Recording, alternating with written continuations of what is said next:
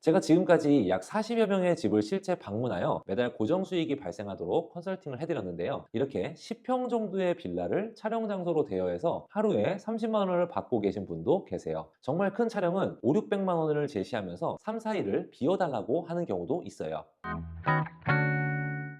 우리 집에서 드라마 촬영을 한다면 어떨까요? 처음 들으면 이상하게 들릴 수 있죠. 근데 지금도 수많은 유튜버 크리에이터, 쇼핑몰, 인터뷰 촬영팀들이 바로 일반 가정집을 원하고 있다는 사실 알고 계셨나요? 이번 영상에서는 제가 직접 운영하고 또 여러 수강생분들이 수익을 내고 있는 우리 집을 공간 대여하는 방법에 대해 Q&A 주신 내용을 알려드리도록 하겠습니다. 실제 촬영 의뢰의 과정부터 공간 세팅 노하우, 수익, 주의할 점까지 본업 외에 부수입을 하나도 만들지 못한 분이라면 끝까지 보시고 구독 부탁드리겠습니다. 첫째, 진짜 가정집을 촬영장으로 쓰는 사람이 있나요? 네, 아주 많습니다. 특히 유튜브 개인 방송이나 SNS에 리얼한 광고 콘텐츠가 점점 많아지면서 너무 멋진 스튜디오보다는 일반 집을 선호하는 경우가 늘어나고 있어요. 가장 많은 촬영은 이런 것들입니다. 제품 리뷰 촬영, 가정집에서 실제 생활하는 듯한 장면, 인터뷰 콘텐츠, 아늑하고 조용한 가정집 분위기를 선호합니다. 유튜브 브이로그, 실제 집에서 촬영하는 장면, SNS 광고 영상, 실제 구매자가 집에서 사용한 장면처럼 연출, 이런 식으로 정말 많은 영상 촬영을 하고 있고, 이분들은 가정집을 빌리기 위해 장소를 엄청 알아보고 있습니다. 두 번째, 우리 집도 될까요? 대여 가능한 조건은 뭔가요? 고급스러운 인테리어나 넓은 평수의 집만 가능하냐는 질문이 정말 많았는데요. 결론부터 말씀드리면 꼭 그렇지 않습니다. 제가 지금까지 약 40여 명의 집을 실제 방문하여 매달 고정 수익이 발생하도록 컨설팅을 해드렸는데요. 이렇게 10평 정도의 빌라를 촬영 장소로 대여해서 하루에 30만 원을 받고 계신 분도 계세요. 꾸미지 않은 자연스러운 집, 의외로 이런 집들을 찾는 분들이 있습니다. 촬영하는 분들이 가장 중요하게 보는 건 세 가지예요. 촬영하고자 하는 영상 분위기가 맞는 장소인지, 촬영 도중 방해할 만한 요소가 없는지, 주로 영상에 나올 촬영 배경으로 깔끔한 벽이나 테이블, 소파들이 구비되어 있는지, 일반 가정집이라도 위 조건만 맞으면 충분히 매력적인 촬영 공간이 될 수 있어요.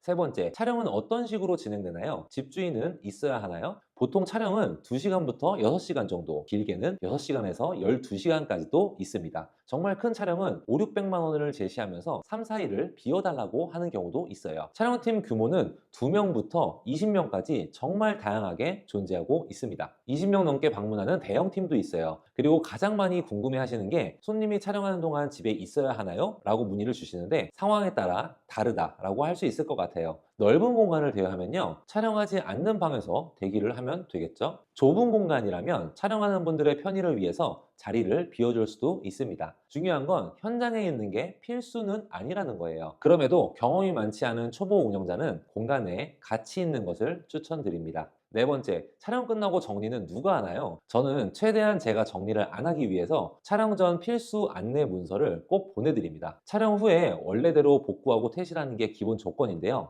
원래 상태가 어땠는지 까먹는 분들이 좀 많으세요. 저는 혹시 모를 상황에 대비해서 촬영 전후 사진은 꼭 찍어두라고 말을 합니다. 그러면 대부분 사진을 보면서 깔끔하게 정리를 해주세요. 다섯 번째, 촬영되어 수익은 얼마나 나나요? 촬영 목적, 시간, 평수에 따라 다른데요. 보통 3시간 기준으로 10에서 20만 원 사이입니다. 아까 말한 규모가 큰 촬영 같은 경우는 반나절에 100만 원 정도 수준으로 받기도 해요. 공간이 작은데 예약이 많이 들어오는 경우는 월 100만 원 이상의 부수익 나고요. 공간이 매우 넓어 단가가 높은 경우에는 예약 건수 자체는 좀 작지만 100만 원 정도의 수익을 한 번에 만드는 것도 가능하죠. 만약 공간도 넓고 예약도 많이 들어오면 한 달에 200에서 500만 원 정도를 벌기도 합니다. 여섯 번째, 촬영팀은 어떻게 연결되나요? 네, 대표적인 플랫폼은 다음과 같습니다.